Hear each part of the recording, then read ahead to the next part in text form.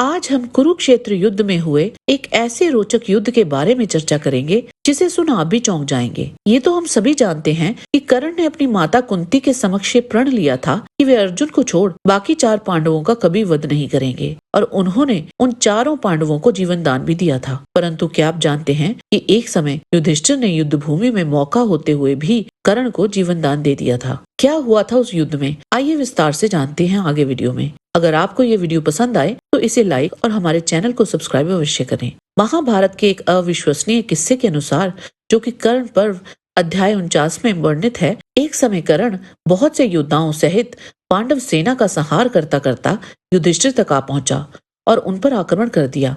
कर्ण के 2 दुर्जय पुत्र सुषेण और चित्रसेन उसके पहियों की रक्षा में तत्पर हो प्राणों का मोह छोड़कर युद्ध किया करते थे। कर्ण का ज्येष्ठ पुत्र महारथी वृषसेन पृष्ठ रक्षक था। वह स्वयं ही कर्ण के पृष्ठभाग की रक्षा कर रहा था। सहस्त्रों रथ, हाथी, घोड़े और पैदलों से घिरे हुए कर्ण ने उस सेना को विदीर्ण करके युधिष्ठिर पर धावा किया। हजारों अस्त्र शस्त्रों को काटकर उन सबको कर्ण ने सैकड़ों उग्र बाणों द्वारा भीन डाला। वे मरकर पृथ्वी पर गिर पड़े और दूसरे बहुत से योद्धा घायल होकर भाग गए। तब सात्यकी से प्रेरित द्रविड़ और निषाद देश के पैदल सैनिक कर्ण को युद्ध में मार डालने की इच्छा से पुनः उस पर टूट पड़े, परंतु कर्ण के बाणों से घायल होकर वह भी एक साथ ही पृथ्वी पर गिर पड़े। तदंतर रण क्षेत्र में कुपित हुए वैकर्तन कर्ण को पांडवों और पांचालों ने अपने बाणों द्वारा रोक दिया, परंतु कर्ण ने उन सबको रौंदकर पुनः युधिष्ठिर पर आक्रमण किया। राजा की रक्षा चाहने वाले पांडवों, पांचालों और कैकेयों ने पुनः कर्ण को रोक दिया। कर्ण उन सबको लांघकर आगे न बढ़ सका। उस समय युधिष्ठिर ने क्रोध में भरकर कर्ण से कहा, मिथ्यादर्शी सूतपुत्र, मेरी बात सुनो। तुम संग्राम में वीर अर्जुन के साथ सदा डाह रखते हो और दुर्योधन के मत में रहकर सर्वदा हमें बाधा पहुंचाते हो, परंतु आज तुम्हारे पास जितना बल हो, जो पराक्रम हो तथा पांडवों के प्रति तुम्हारे मन में जो भी द्वेष हो, वह सब महान पुरुषार्थ का आश्रय लेकर दिखाओ। आज महासमर में मैं तुम्हारा युद्ध का हौसला मिटा दूंगा। ऐसा कहकर पांडुपुत्र युधिष्ठिर ने लोहे के बने हुए सुवर्ण पंख युक्त 10 बाणों द्वारा कर्ण को बीन डाला। तब कर्ण ने भी हंसते हुए 10 बाणों द्वारा युधिष्ठिर को घायल कर दिया। कर्ण के द्वारा अवज्ञा पूर्वक घायल किए जाने पर फिर राजा युधिष्ठिर अग्नि के समान क्रोध से जल उठे। तदंतर उन्होंने अपने धनुष को फैलाकर उस पर पर्वतों को भी विदीर्ण कर देने वाले तीखे बाण का संधान किया। तत्पश्चात राजा युधिष्ठिर ने सूत पुत्र को मार डालने की इच्छा से तुरंत ही धनुष को पूर्ण रूप से खींचकर वह यमदंड के समान बाण उसके ऊपर छोड़ दिया।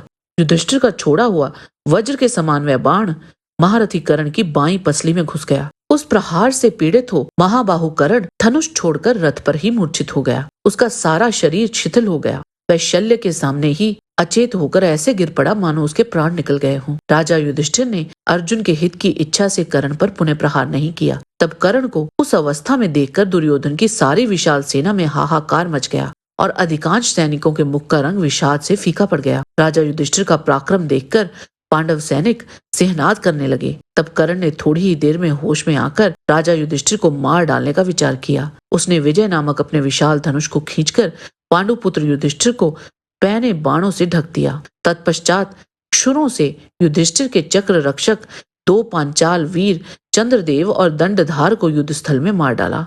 तदंतर युधिष्ठिर ने पुनः अपने बाणों से कर्ण को बीन डाला तथा सुषेण और सत्यसेन को भी बाणों से घायल कर दिया। तब कर्ण ने एक भल्ल द्वारा युधिष्ठिर के धनुष को काट दिया और उन्हें भी बहुत से बाणों द्वारा घायल करके सिंह के समान गर्जना की। तदंतर अमर्ष में भरे हुए प्रमुख पांडव वीर युधिष्ठिर की रक्षा के लिए दौड़े आए और कर्ण को अपने बाणों से पीड़ित करने लगे।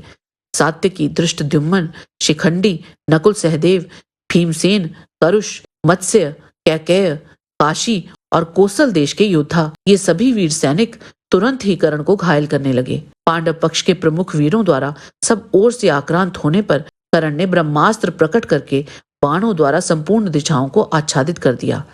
तदंतर कर्ण ने चेदी देश के 10 प्रधान वीरों को मार डाला।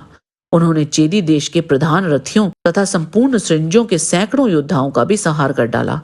तब संपूर्ण सृंजों और पांडवों के सैकड़ों हजारों महारथियों ने महाधनुर्धर कर्ण पर बाणों की वर्षा करते हुए उसे चारों ओर से घेर लिया। कर्ण ने महान अस्त्रों का संधान किया और अपने बाणों से महाराज युधिष्ठिर का धनुष काट दिया। तत्पश्चात कर्ण ने युधिष्ठिर के कवच को छिन्न भिन्न कर डाला। कवच कट जाने पर कुंती पुत्र युधिष्ठिर रक्त से भीग गए। उनके सारे अंगों में बाण धसे हुए थे। तो भी युधिष्ठिर क्षत्रिय धर्म का आश्रय लेकर वहीं डटे रहे। उन्होंने कर्ण पर एक शक्ति चलाई, परंतु उस शक्ति को कर्ण ने आकाश में ही काट डाला। तत्पश्चात युधिष्ठिर ने कर्ण की दोनों भुजाओं और छाती में तोमरों का प्रहार कर कर्ण को लहूलुहान कर दिया। फिर तो क्रोध में भरे हुए कर्ण ने एक भल्ल से युधिष्ठिर की ध्वजा काट डाली और बाण मारकर युधिष्ठिर को भी घायल कर दिया। उनके दोनों तरकस काट दिए और रथ को भी तिल तिल करके टुकड़े कर डाला। इसी बीच में अन्य पांडव वीर कर्ण पर बाणों की वर्षा करने लगे। तब क्रोध में भरे हुए कर्ण ने सम्रांगण में सात्यकी को पहले अपने बाणों से घायल करके उनके सारथी के सिर सहित मस्तक को शरीर से अलग कर दिया। तदंतर कर्ण ने अन्य सभी पांडव पक्ष के महारथियों को आगे बढ़ने से रोक दिया और अपने तीखे बाणों से चोट पहुंचाते हुए वहां धर्मराज युधिष्ठिर पर पुनः आक्रमण किया। उस समय दूसरे रथ पर बैठकर राजा युधिष्ठिर रणभूमि से विमुख हो शिविर की ओर चल दिए।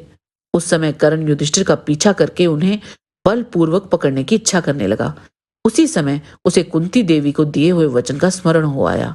तब कर्ण जोर जोर से हंस पड़ा और पांडु पुत्र युधिष्ठिर की निंदा करता हुआ बोला, युधिष्ठिर, जो क्षत्रिय कुल में उत्पन्न हो, क्षत्रिय धर्म में तत्पर रहता हो, वह महासमर में प्राणों की रक्षा के लिए भयभीत हो युद्ध छोड़कर भाग कैसे सकता है? मेरा तो ऐसा विश्वास है कि तुम क्षत्रिय धर्म में निपुण नहीं हो। कुंती कुमार, तुम ना तो युद्ध किया करो और ना ही वीरों के सामने ही जाओ।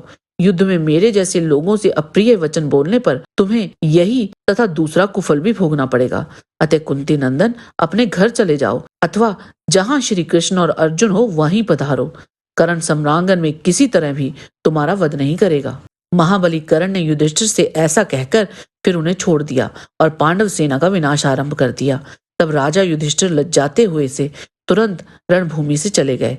तदंतर अन्य पांडव योद्धा भी युधिष्ठिर के पीछे पीछे चल दिए। तदंतर युधिष्ठिर सेना को युद्ध से विमुख हुई देख हर्ष में भरे हुए वीर कर्ण ने कौरव सैनिकों को साथ लेकर कुछ दूर तक उसका पीछा किया। अपनी सेना को खदेड़ी जाती हुई देख धर्मराज युधिष्ठिर ने कुपित होकर अपने पक्ष के योद्धाओं से कहा, अरे क्यों चुप बैठे हो? इन शत्रुओं को मार डालो। राजा की यह आज्ञा पाते ही भीमसेन आदि समस्त पांडव महारथी उसके पुत्रों पर टूट पड़े। इसके उपरांत भीम और कर्ण का बड़ा ही भीषण युद्ध हुआ था, जिसमें दोनों ने एक दूसरे को अलग अलग अवसर पर पराजित किया। जय श्री कृष्ण। आज के वीडियो में बस इतना ही। आशा करते हैं कि आपको हमारा ये वीडियो पसंद आया होगा। कृपया इसे लाइक और शेयर अवश्य करें। किसी भी प्रकार की त्रुटि के लिए आप सबसे क्षमा याचना करते हुए आपसे निवेदन है कि प्रेम पूर्वक परमपिता परमात्मा को मन में धारण करें और बोलें, वैदिक सनातन धर्म की सदा ही जय।